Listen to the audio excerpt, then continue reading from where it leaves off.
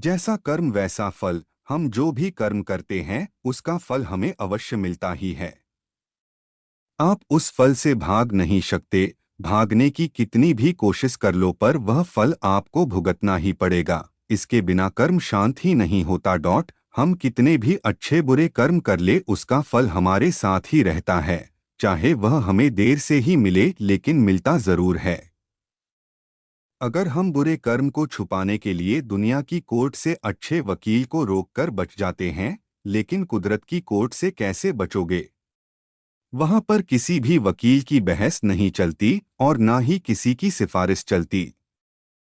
कुदरत ने बनाए कर्म के नियम। कुदरत ने जो कर्म के नियम बनाए हैं उसमें कोई गलती नहीं होती है। कोई भी कर्म करो उसका फल हमें मिलता ही है। कर्म के नियम में किसी भी वकील या फिर जज की सिफारिश नहीं चलती है। जब तक हमारे पुण्य कर्म का फल हमारे साथ है तब तक सही है। लेकिन हम जो गलत कर्म या दुष्ट कर्म करते हैं वह तो वक्त आने पर ही फल देता है। इसलिए कर्म करने से पहले हमें सोचना चाहिए। कर्म हो जाए इसके बाद उसके फल से भागना व्यर्थ है। हम जो भी कर्म करते हैं उसका फल पाने के लिए तैयार रहना चाहिए। कई कर्म होते जो हंसते हंसते किए हो लेकिन उसका फल रोते रोते भुगतना पड़ता है। राजा परीक्षित को कर्म का फल। राजा परीक्षित एक महाज्ञानी, विद्वान और संस्कारी राजा थे, लेकिन उनसे एक महान पाप हो गया था।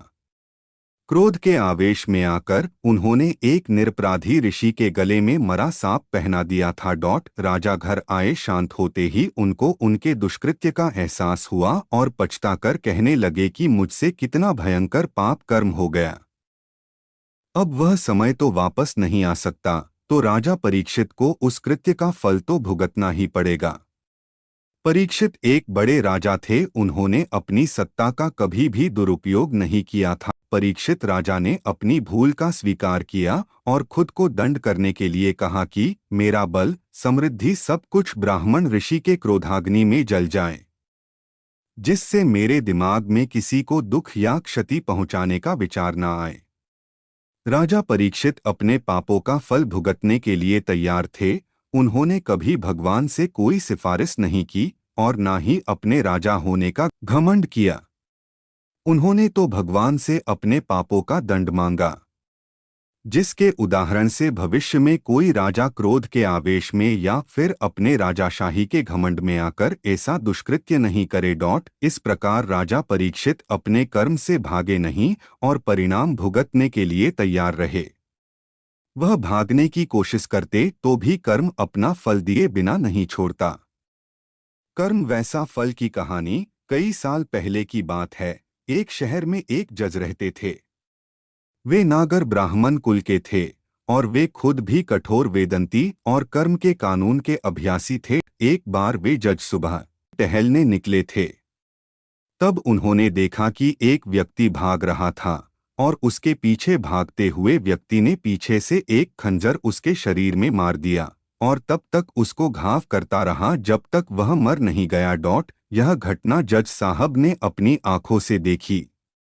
खूनी भाग गया था। उस खूनी को जज साहब ने ठीक तरह से देखा था। फिर जज साहब घर गए, लेकिन यह बात उन्होंने किसी को नहीं बताई, क्योंकि खून का केस आखिर में उनके कोर्ट में ही तो आने वाला था।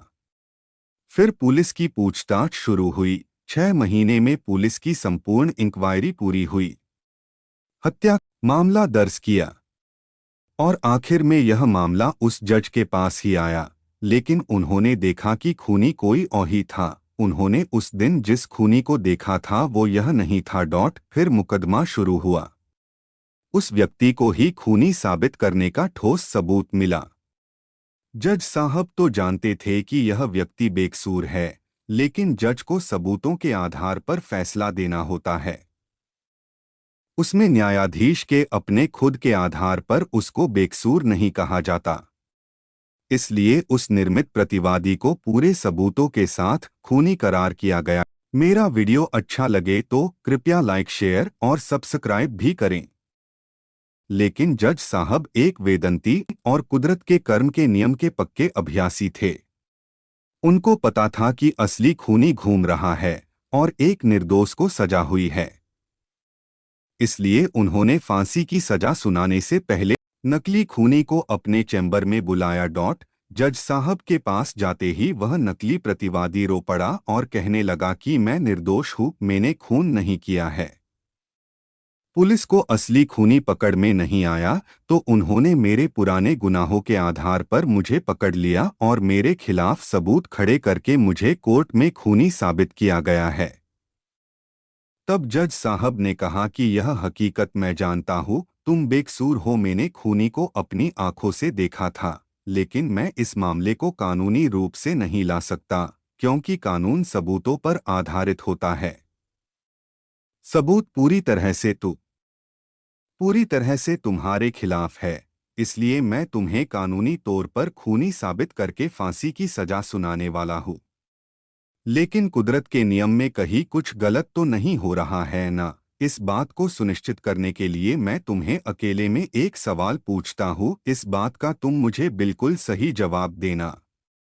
मेरा सवाल यह है कि क्या तुमने भूतकाल में किसी का खून या फिर उतना ही बड़ा कोई अपराध किया है? झूठे आरोपों में फंसे व्यक्ति ने अपना सिर झुकाकर कहा कि मैंने भूतकाल में 2 खून किए थे, लेकिन मैंने उस समय पुलिस वाले को बहुत सारे पैसे दिए थे, इसलिए मैं निर्दोष साबित होकर छूट गया था।